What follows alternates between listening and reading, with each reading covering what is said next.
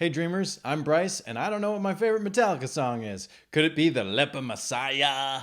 I don't know. Let's use math to find out. Cue the intro. So give it to me now! For the best Metallica song!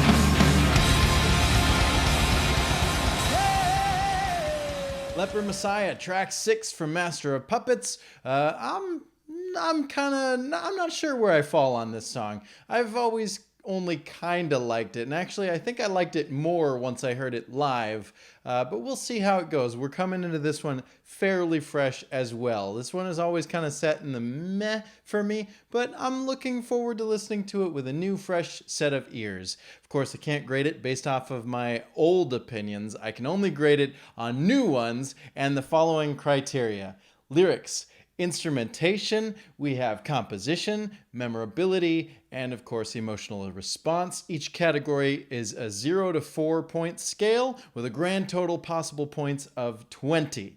And so at the end of this episode, we'll find out if it makes it to the top 10 list, which currently looks like this: Master of Puppets at the top and Hit the Lights sitting at the bottom, and it's kind of in the warning zone. Could move very quickly. But anyway, let's get right into the song. Leper Messiah, here we go. It's a little bass right at the beginning, and we hear Lars counting off 1, 2, 1, 2, 3, 4. I want you to count this intro, because if I'm not mistaken, there's a 5 in here somewhere. 4, 5.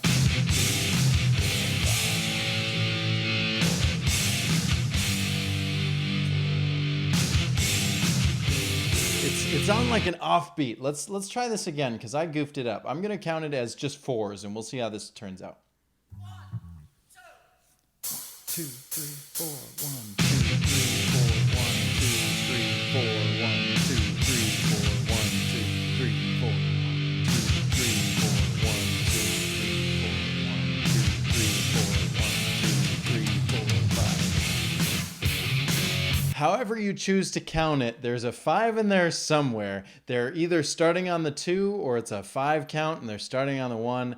I don't know how it's counted. I haven't checked the official sheet music for it, but there's something goofy in there anyway. So you always get points from me for trying something new. Let's keep going.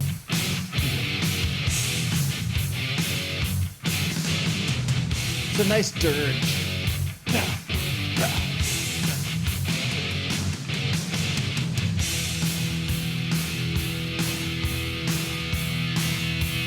I like this.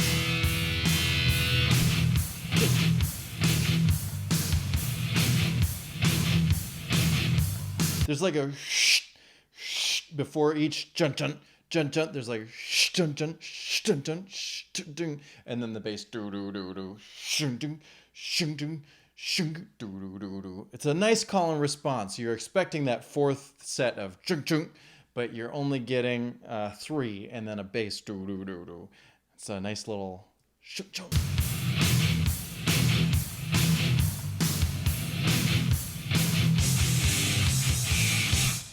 Call back to the intro. New riff.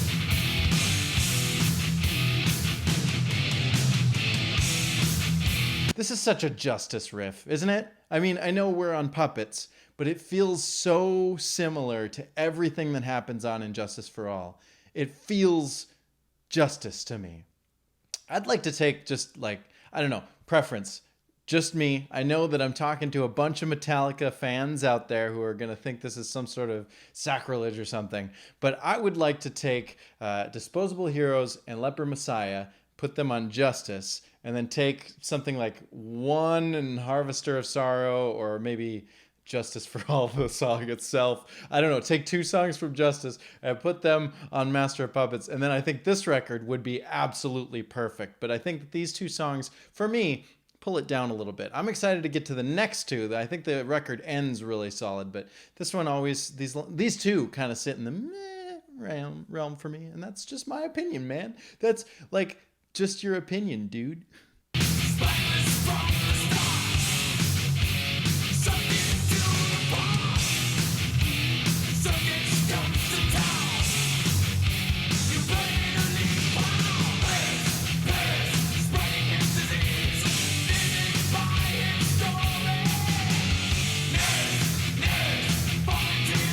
I like those gang vocals. We have a lot of people. I don't even know the words. I don't have it memorized. Like I said, I've never really listened to the song much, but I do like that. Just if you know the words, it's a great place to chant. So good on them. Getting something to chant, something for the crowd to remember. Always a bonus there.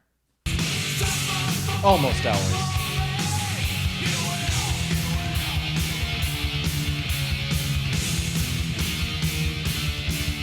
I like to call attention to that. It's not da da da da. It feels that way. It feels like a chromatic build down, but they're actually, instead of da da da, that first note is actually the low E. Ba ba ba ba ba ba ba ba.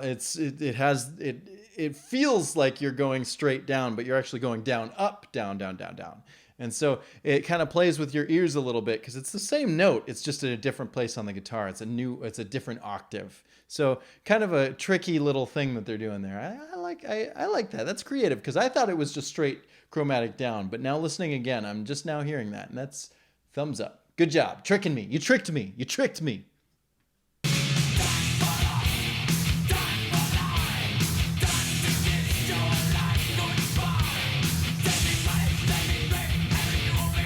Is that double kick?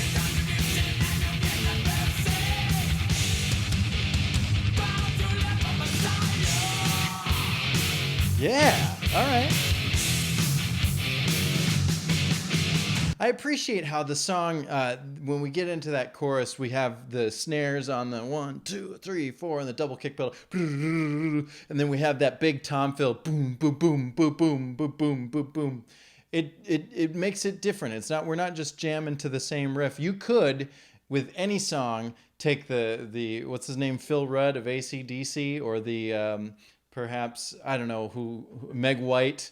You could call it the Ringo Starr method of just straight playing all the way through. Ba-da, ba-da-da, send me money, send me, like just do that all the way through and da da da da da, bow to the Leper Messiah. But having all of those drum fills in there really spices it up. It makes it feel new. I like when Lars goes to the toms. I wish that it was mixed better. I'd love to hear the boom that we get from later records. But of course, we're in 1986. Mixing technology isn't quite what it is now, obviously. And so you can't really hear those double kicks as much as you should. So I'd love a little bit more production in this. That's why I think this song does better live for me. But we take whatever we got. This riff just...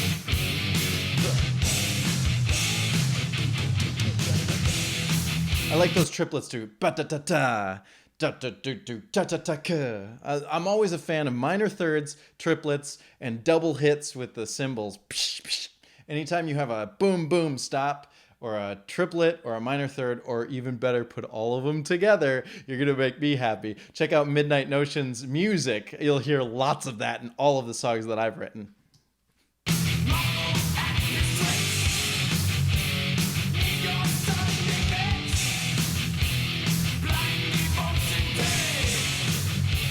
Very simple.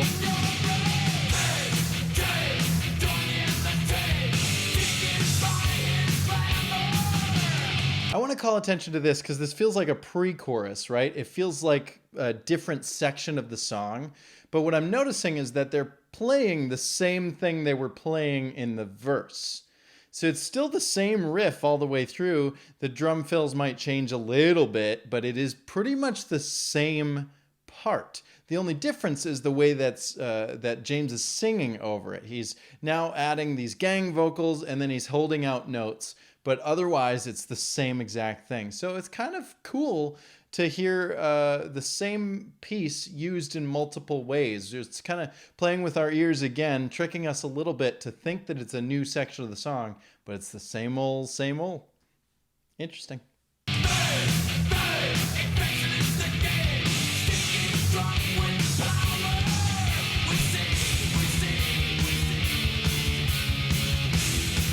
Double kick. Straight.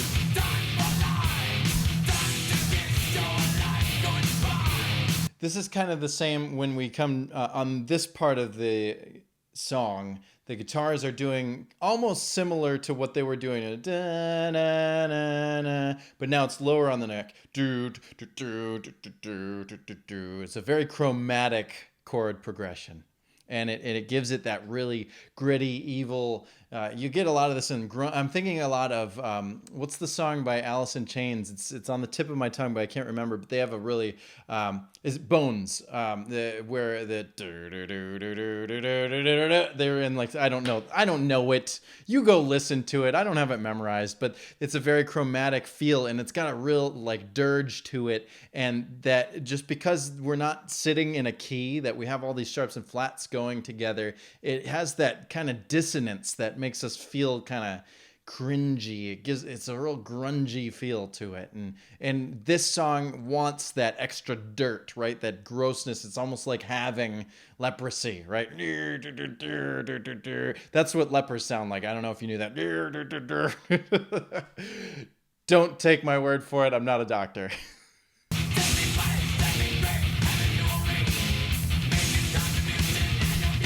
Double kick.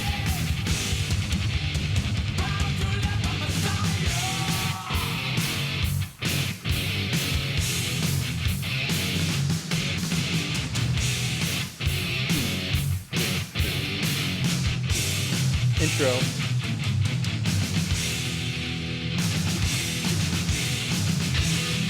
Now we have a change. I think the tempo's different, is it?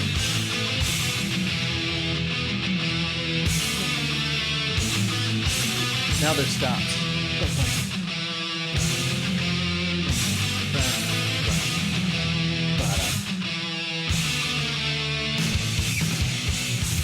Okay, I love the change up. I think this new riff is really exciting. I love how we're holding it out, but then we change the way it's working by adding a couple ba-da stops in there, makes it fresh, and then the riff even changes da-da-da-da-da-da.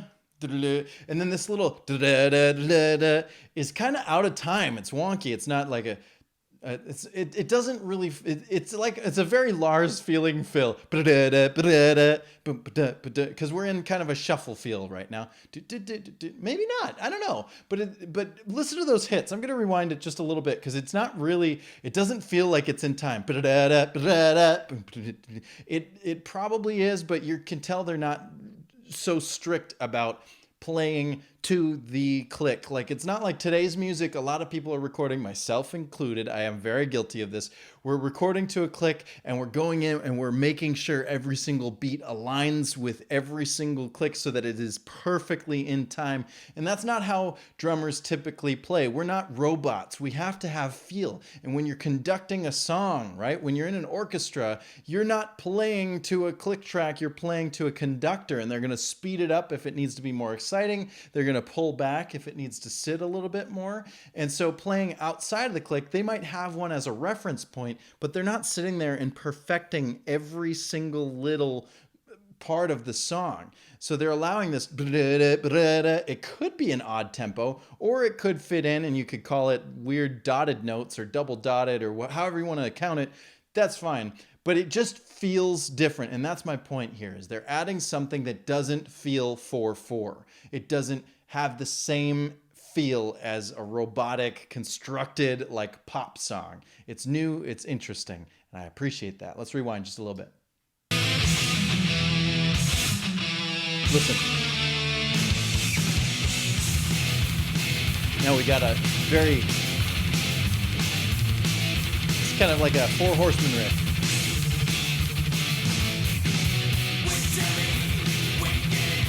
I think the drums are doing brrrda, brrrda, brrrda. It's kind of like a faster version of one. I think he was doing that in the Four Horsemen as well, but brrrda, brrrda, all kick drum, brrrda, brrrda, brrrda. Not all kick drum, obviously, he's using hi-hat and snare, but it's emphasizing what the guitars are doing. You could argue that's necessary, you could argue that's not necessary, but it's there. I'm just pointing it out. We have a new verse, a new, we could call this a bridge verse. It feels very similar.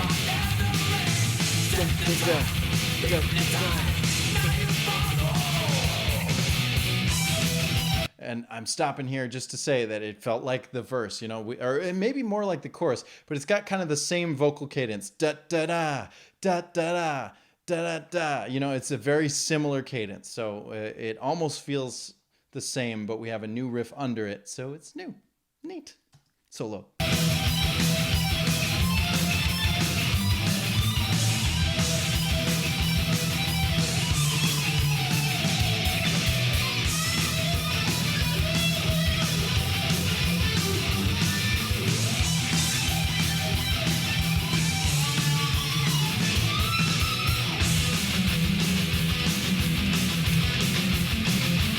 Double kicker? Double kicker? Yeah.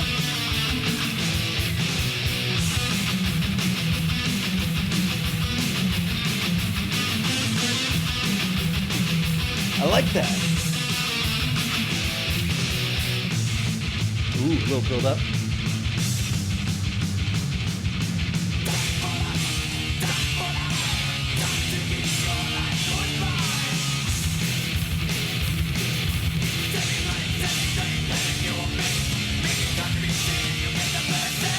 That's cool. It's like it's the chorus again, but it's a brand new riff and it's faster. Ba, ba, ba, ba. It's more urgent. It's like reminding you, like, hey, we're trying to tell you something and you're not listening, so we're gonna give it to you faster, faster, faster. Wrong song.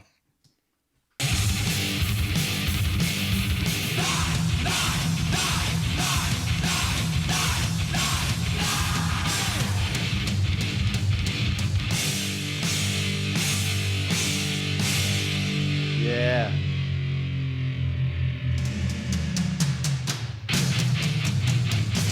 Okay, I love that. So there's a couple of ways they could do that. They could play a note and detune the guitar.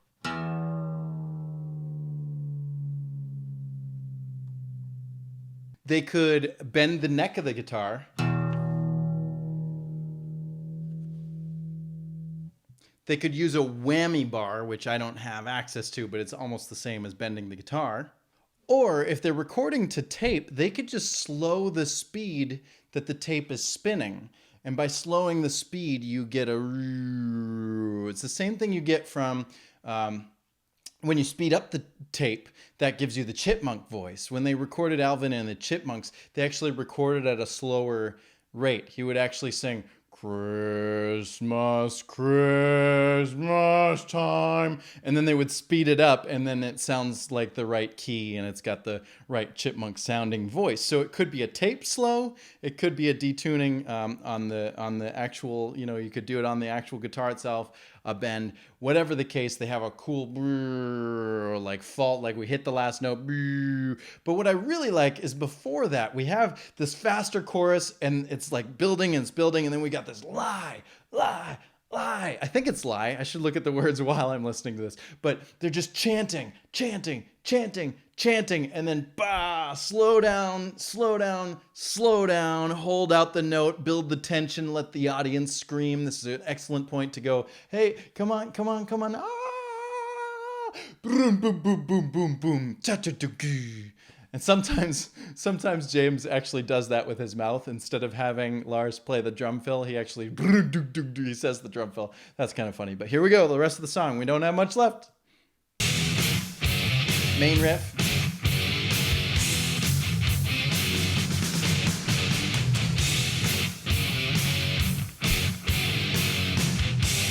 Intro.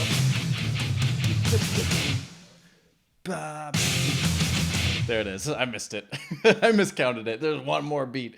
That's the whole song, Leper Messiah. I appreciate that we go back to the main riff, but I don't think it's super necessary. We'll talk about that in the reviews. So, without further ado, let's get to those numbers. Whoosh. Lyrics. What is this song about? The Leper Messiah. Well, I think that the lyrics, the title kind of speaks for itself, but maybe it doesn't. Maybe you don't know the meaning of it. It's not literally talking about someone who is a religious figure who has leprosy.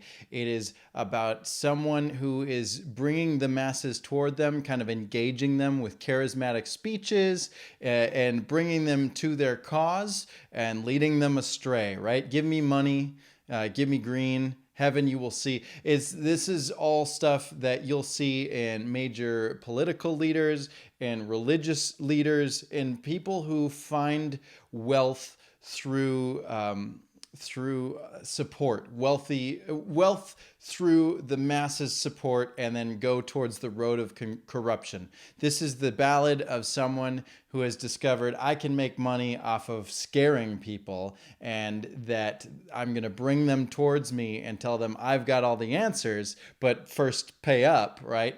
And then they might not ever find the answers, but this person's going to keep going to each town, right? Circus comes to town, you play the leading crown. This is all stuff we've seen throughout history. Everyone, like, I'm not going to sit here and list all the dictators in the world. Wink, wink. And I know that this is airing after a certain very important day in the US. Wink, wink. But we see this thing a lot. So don't fall for that kind of crap, all right? Grow your own brain, learn to listen, learn to pay attention, and listen to Metallica. Don't follow the Leper Messiah. I know that they're telling you to bow to the Leper Messiah, but it's ironically, okay? It's not an actual command. They're saying, hey, this is a thing, this is a problem in the world, don't do it. I want to give them a lot of points because I really like the metaphor of the song. I like how deep it is. I like how creative it is. It doesn't bother me that there's no lead-in to Bow to the Leper Messiah. As a matter of fact, I kind of like that. There's no like rhyme setup. It's just its own line. There's nothing, they don't like, I don't know, hey, Josiah, bow to the Leper Messiah, right? That's terrible. Don't put that in a song, right? So it's nice that it kind of just stands on its own. A lot of times you want to kind of lead in with some sort of rhyme. So I appreciate that they didn't do that. That doesn't bother me. I think the only thing that knocks it down just 1 point for me is because I think that the perspective of the song keeps kind of shifting. I don't know whether it's that person or I'm the person, right? Is it bow to me or bow to him? And we haven't really solidified that. And I don't, sometimes you could argue maybe some of the lines are in quotes. So it's bow to the Leper Messiah, which is him, and he's saying, come to me. I don't know. But because the perspective is kind of goofy in this, we're going to knock it 1 point. But otherwise, I really like the lyrics. So 3 points. Instrumentation. Pretty good. I don't think that there's anything that really stands out as good or bad. I want to put it right down the middle. But I don't know. I like these guys. They added an extra measure in there. There's some really catchy riffs in here. I do hear more guitar than bass, but that's the case for most of their songs ever. So that's not a problem either. Lars is playing pretty well. He's got the straight beats, but then he's also putting in some double kick, and he's changing to the toms in the chorus. And then we have that ending is a different variation of the beginning. So overall, I think instrumentally, they're pretty good. They could do better, but pretty good. So 3. Composition. Verse, chorus, bridge, chorus. Pretty much. However, I will say that the bridge is different. It's like a new verse. It's not the same as the other verses, but it still feels like a verse to me rather than a bridge. And we have that solo, and then that final chorus is different as well. So it feels like it kind of, even though on paper it follows the same pattern as all their other songs, it actually feels new because there's a different kind of ending. Now, I want to give it a great score because of the weird timing in the intro and because of breaking that pattern, giving us something new. I do think there's a catchy riff there going into that middle section in the solo and whatnot. But I have to knock it because I don't think that the final riff needed to come back. That intro riff comes back at the end. They have the lie, lie, lie, lie, and they hold out the note. From then on, I kind of would like the song to go unresolved. I like kind of ending on the boom, boom, boom, boom, boom, boom, cha cha cha cha, and then that's it. It's over. I think that's how I would have probably ended it. And so going back to that riff, it's such a dirge, right? It kind of holds back. It kind of. The song builds and builds and builds, and it gets faster and faster, and it gets more urgent, and then it kind of pulls back and back to the same old. And I don't know, you could argue that that's an illustration of how things just keep looping around and it keeps happening over time. But at the same time, musically, it kind of lost it for me. I wish that ending wasn't there so that we could just finish on a high note. So for me, I'm going to knock it just 1 point. Otherwise, great composition. We'll give them 3. Memorability, how memorable is this song? It's kind of memorable. I think it's pretty memorable. The biggest thing to remember is Bow to the Leper Messiah. If you were hearing this live and the speakers were really loud and you couldn't quite tell what they were saying, it's too many words and they're not like everyday common words, I think. So you might not catch it if you were hearing it for the first time. What are they saying? What are they saying? So it's not like as clear as seek and destroy, sad but true, right? Fight fire with fire. Well, maybe. Anyway, what I'm saying is it's not clear what they're saying unless you know the title and you know the lyrics. So it doesn't really stand out. The only thing that really stands out outside of that is the lie, lie, lie. But again, because of the mix, you're not really sure if they're saying die or lie. Is it cry? It could be a lot of different words because it's mixed kind of weird. So it's not that it's a bad mix. It's not that they wrote it wrong. It's just lie doesn't have the same, I don't know. It's pretty memorable because they repeat a lot of things, but at the same time, there's also a lot of the song that's kind of like, I don't know. So we'll give them an extra point. It's not right in the middle. We'll give them a 3. Emotional response. I don't know. You can see I'm kind of falling. Maybe you could tell by now as you watch these, you can tell which songs get me really amped up and which ones kind of make me go, but I don't hate it. I like it. It's good. It feels positive, but it's just not positive enough to make me go, yes, this is the song, right? It's not a clear, it's not clearly in the running for best of the best. It's a great song, as is all of their discography, but it just doesn't have enough for me to say great. So because it's right in the middle, for emotional response, I'm going to give it a 2. And so Leper Messiah gets a grand total of 14 points, and let's see if it made it. It just barely snuck in their 10th place, right underneath Battery, and we just had to say sayonara to Hit the Lights. Goodbye, Hit the Lights. We'll miss you. We love you. You're a great song. It's not you, it's me. But Leper Messiah makes it to number 10, so good job, Leper Messiah. You did it. You did what Disposable Heroes could not do, so congratulations on your new 10th place. I'm sure it won't last long because we have a lot of really great songs ahead, but that's the score. The math saith so. So now it's your turn. What would you give this song based on my criteria? Put it in the comments below. I need to know. Make sure you like this video. Share it with your friends. I'm trying to get to 1,000 subscribers, and there's only like 900 more to go, or 800. So a lot more to go. Get other people involved with this channel. I want to make a lot more content even after this Metallica journey is over. So hit that subscribe button if you haven't already. Stay tuned. Listen to Midnight Notion wherever you get your music. And of course, I'll see you tomorrow as we go through the infamous instrumental known as Orion. Ooh. Thanks for watching.